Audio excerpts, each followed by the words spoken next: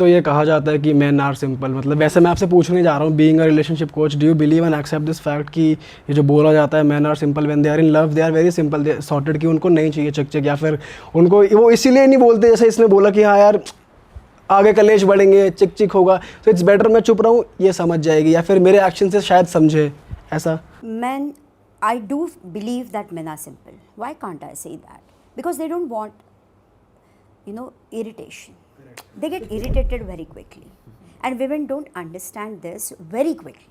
मैं उनको ब्लेम नहीं कर रही हूँ, लेकिन what I'm trying to say, the more a woman will understand कि इन चीज़ों से ये इरिटेट हो रहा है, तो सही समय वो देखेंगी, उस सही समय पे सही बात करो और थोड़ी सी बात करो तो वो हिट होती है.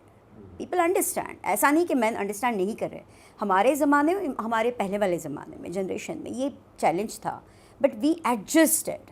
आपके इसमें तो man are taking the initiative to help the girls. They are actually adoring their independence. लेकिन कहीं लड़की ने, देखो मतलब कैसे हैं, अगर आपने चुप रहे, साइलेंट रहे, ठीक है, बात कम की आपने, और यही इंडिपेंडेंस को उस लड़की ने एज ए टूल आपके ऊपर यूज़ किया, तो क्या करेंगे? And that is what is happening in relationships. When you actually help the girls or your partner, lady partner, और फिर वो थोड़ा सा independent हो जाती है, she starts using her feminism and that comes as a boomerang on you and you are just confused how to deal with it. तो आदमी पे चुप्पी भी भारी पड़ जाती है. चुप्पी भारी पड़ रही है आपको एक्सप्रेस करना पड़ेगा. There is no other solution for this. Ma'am, how do you see cheating? आजकल चीटिंग बहुत मैरिड लोगों में, अनमैरिड लोगों में, जेन जीज में चीटिंग वर्ड तो इतना कॉमन हो गया है, तो आप कैसे ले रहे हो? और चीटिंग के केसेस अगर आप कुछ बता सकते हो जो आपके पास आए हो, तो कैसे किसी को ओवरकम करना चाहिए या ना हो, उसके लिए भी कैसे प्रिकॉशन? एक केस बताना चाहूँगी. Married last 3 years to 4 years. Okay, अब ये लव मैरिज है. लास्ट 9 साल से एक दूसरे को जानते हैं. कितने? 9 साल से. और 4 साल की शादी है. सो अराउंड 13 साल तो हो गया ऐसे ही. अब इसमें ये लड़का अपनी कलीग के साथ इमोशनली एंगेज होना चाहता है और उसके चैट्स ये लड़की पढ़ लेती उसकी है, वाइफ पकड़ लेती है. She shares those with me because she has approach me, she has become my coachee and now we are working with her, I mean on her confidence level, insecurity जो भी है. और ये चैट्स के बाद ये पता चलता है कि this person is not getting what he wants in a relationship. And once this lady or my coachee, she starts giving that, like emotionally available रहना, कुछ चीज़ों का appreciation करना, क्योंकि men want the approval, men want the assurance in a relationship and women want the security in a relationship. Always keep it in mind. Relationship हो, marriage हो, man always want the assurance कि तुम हो मेरे thick and thin में, तुम मेरे good bad में हो मेरे साथ, बस उतना चाहिए, मैं सब कर लूँगा. And women want the security. भाषा नहीं पता है एक दूसरे की कि किस तरह से कनेक्शन बिल्ड किया जाता है, और यही ये कपल में मिसिंग था. Even though they were loving each other, even though they were there together with each other, लेकिन कनेक्टेड ही नहीं थे. That is why she was not emotionally available for him and he just wanted to search the emotional partner, I mean the support, and that is why he got inclined towards his. The moment she started investing her emotions wisely, मैंने क्या कहा, smartly, not at the dumbest level but smartly, he started coming closer to her, he started listening her and that is how he assured कि मैं ये गलती वापस दोबारा नहीं करूँगा. अब ये प्रैक्टिकली प्रूव होना चाहिए ना, बात करके तो नहीं होगा. बट लास्ट 6 months से ही has been following it and she hasn't tracked, और she has tracked but she hasn't spotted anything, I mean from his end, and they are managing their relationship and enjoying it with a great grace. ये बहुत important है. तो जैसे ही लोग बोलते हैं ना, once a cheater always a cheater, मैं सारी चीज़ों को ऐसे बोलती हूँ कि ये सारी चीज़ें बस रील्स बनाने के लिए हैं, व्यूअरशिप लाने के लिए हैं. मत करो यार ऐसे. People change, people do change, they just require a right reason for it. Ma'am आप चीटिंग को कैसे देखते हो? जैसे मान लो अगर कोई पार्टनर किसी के साथ टेक्सटिंग ही कर रहा है with wrong intentions. Micro cheating is also a cheating, 100% cheating. लेकिन this is again a consequence, जैसे मैंने आपको तभी बताया कि counsellors they fix the consequences. So ये कॉन्सिक्वेंस को अगर आपको फिक्स करना है, you go to the counsellor and you fix that, लेकिन उसका रूट इशू वही का वही रहेगा। और रूट इशू ये है कि उस लड़के को बचपन से कभी प्यार नहीं मिला है, उस लड़के को पेरेंट्स ने मतलब लाइक एल्डेस्ट है घर का, इसके लिए ज़्यादा रिस्पॉन्सिबिलिटीज़ ही दी है, तो his emotions are suppressed. Please try to understand that, ये कोई नहीं देखता। And that is how his wife also could not read his emotions. And once she read that, once she started doing this through coaching and mentoring, she started realizing कि उसकी गलती क्या है। This is one of the case जहाँ पर emotional support चाहिए था partner को and he ended up cheating ऐसे हिज आपको पार्टनर। फिजिकल सपोर्ट भी तो चाहता है। हाँ, तो मेरा क्वेश्चन ये था कि आजकल क्या कर रहे हैं लोग कि दे एंड अप चीटिंग, क्या क्या मतलब सिर्फ फिजिकल या मेंटल और भी चीज़ें आ रही हैं, क्या क्या हो रहा है? फिजिकल, इमोशनल, मेंटल लेवल पे, इवन वर्चुअल सेक्स होता है। There are so many things which are happening. मेरा मेन इशू ये पॉइंट ये है कहने का कि जहाँ पे आपको रूट इशू समझ में आ गया, मैं सारे लोग नहीं बोलूँगी, लेकिन चंद लोग, कुछ लोग जेन्युइनली उसमें ट्रैप हुए होते हैं, तो उनको हेल्प की तो ज़रूरत है। I want say most of the man are cheaters, definitely not. Why do we have to say like that? मतलब कोई ज़रूरत नहीं। बट मैम आपको ये रेशियो बढ़ता हुआ दिख रहा है लड़कियों में भी कि लड़कियां आजकल ज़्यादा चीट कर रही हैं? मुझे चीटिंग के बदले ना मुझे फेमिनिज्म को रॉन्गली इस्तेमाल किया दिख रहा है। They are using their feminism wrongly. कोई केस आया? They are using their women empowerment in a wrong way. For example, जहाँ आपने मेरे से बता दिया कि मैम मेरा हस्बैंड नार्सिसिस्ट, आजकल पता है क्या हो गया है, ये इतने सारे टर्म्स आ गए हैं ना, ये टर्म्स की वजह से ना मे बी उसको रील बनाना है, व्यूअरशिप चाहिए या कुछ भी, अपने दिल को सुकून देना है, इसके लिए इन टर्म्स को हम लोग इतने अडेप्ट कर चुके हैं और इसको इतना इस्तेमाल करते हैं कि हमें लगता है कि ही इजीली बोल देते हैं my husband is a narcissist, और वहाँ पे पता चला ये लड़की मैनिपुलेटर है।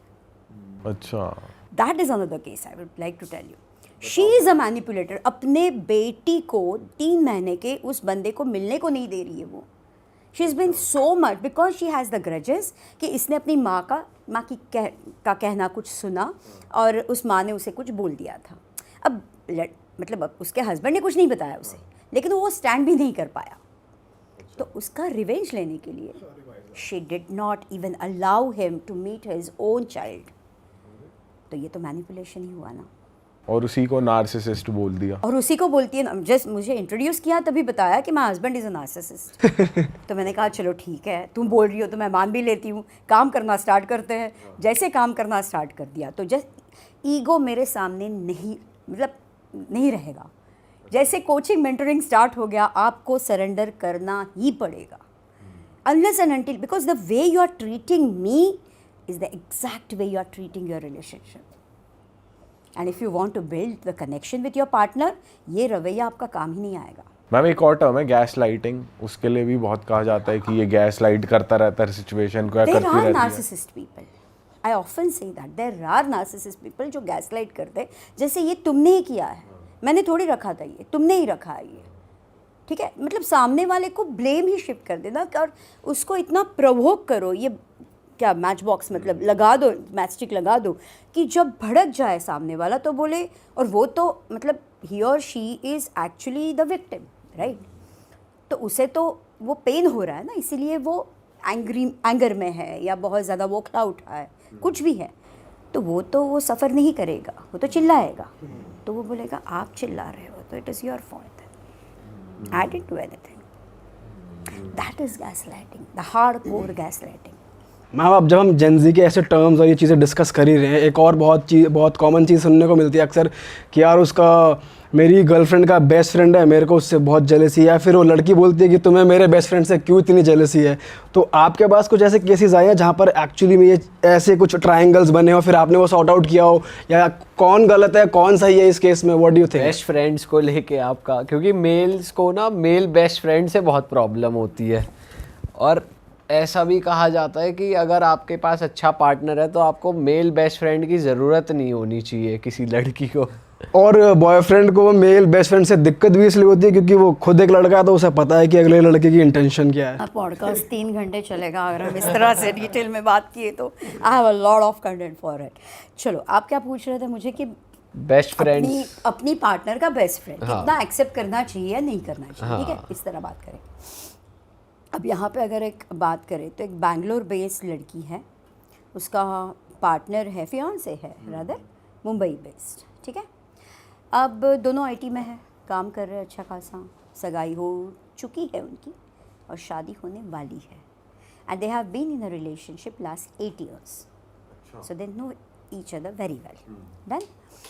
अब होता ऐसे है कि इसने 2-3 बार ऐसे नोटिस किया, रादर 4-5 बार नोटिस किया कि she is avoiding him at a certain period time. I mean like जैसे 7-7:30 बज जाते हैं ऑफिस के बाद, तो ये इसे अवॉइड करती है, उसके कॉल्स नहीं रिसीव करती है। अराउंड 9:30-10 बजे या तो दूसरे दिन या तो रात को मैसेज किया, फिर बाद में बात की या नहीं की। तो ही स्टार्टेड डाउटिंग ये चल क्या रहा है। मुझे रीच आउट किसने किया पता है? वो लड़की ने। She was cheating on him but she called me, she reached out to me, she placed a call, she told me कि ऐसा ऐसा है and this is what my mistake is, I agree, I accept, but he is not able to give me the time which I want. उसका partner जो time देना है, या Saturday Sunday कभी जाना है बैंगलोर, या उसे आना है तो मुंबई में अवेलेबिलिटी रखनी चाहिए, तो वो सब नहीं कर रहा है। एनीवेज चलो, अब एक दिन ऐसे हुआ कि ये बंदा गया बैंगलोर और उसे पकड़ लिया। वो अपने कलीग के साथ थी ऑफिस के, जो वो बेस्ट फ्रेंड्स कहती है ना, ग्रुप, उसमें से एक बंदे के साथ थी। रंगे हाथ पकड़ी गई वो। रंगे हाथ पकड़ लिया। अब इसका ये बौखला उठा, आ गया वापस। फिर बाद में इसने कपल कंसल्टेशन बुक किया कि भाई मैं अकेली नहीं, मैं उसको भी लेती हूँ। तो मैंने जैसे काम किया, बात की, तो बात करने के बाद ये पता चला कि ये बहुत ज़्यादा डाउटफुल बन चुका है, क्योंकि ये ऑफकोर्स इनसिक्योर है ना, और उसने पकड़ भी लिया तो सिंपल सी बात, डाउट जायज़ निकला उसका, सही था। जायज़ निकला। फिर ये लड़की के साथ बात करने के बाद पर्सनल लेवल पे भी कंसल्टेशन होता है, क्योंकि जैसे कपल में लेते हो तो पर्सनली भी आप बात करते हो। तो इसमें पता चला कि ये लड़की को बचपन से कभी प्यार नहीं मिला है।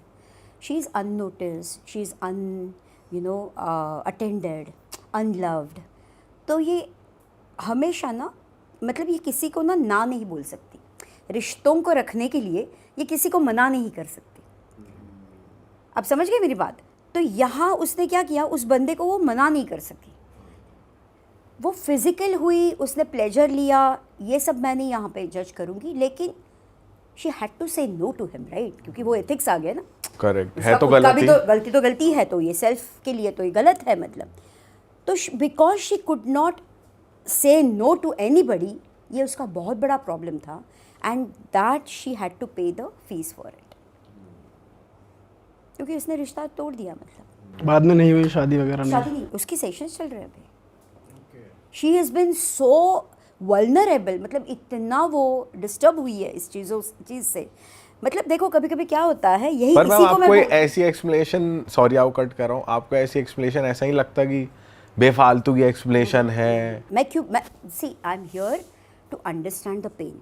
जब बंदा ये सीइंग इज बिलीविंग, मैंने ये देख लिया, मैंने कहा ये गलत है, ये मुझे पसंद नहीं, ये कलर ये बहुत गलत गंदा कलर है, मैंने कह दिया, this is what I am judging you, right? ये लड़की ने उसके बाद आज तक जितने भी महीने हुए हैं, she is been taking the responsibility of her own mistakes कि मेरी गलतियाँ क्या है। मैंने कभी किसी को ना नहीं बोला है, मैं इमोशनली अनअवेलेबल हूँ, मैं एक्चुअली प्रैक्टिकली इतना ज़्यादा सोचती हूँ और फिक्स करती हूँ चीज़ें फटाक से। चीज़ें फिक्स करूँगी तो फिर मैं डीप पेन में जाऊँगी नहीं। उसने उसके सर्कमस्टेंसेस को सोचा ही नहीं ना। अरे वाह, आपने ये वीडियो यहाँ तक देख ली भाई, तुमने हमारी मेहनत सफल कर दिया, तुम ही लोग हो असली real hit.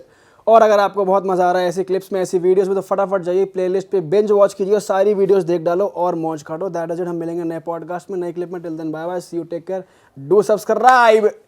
Best of real talk online. Okay, bye bye.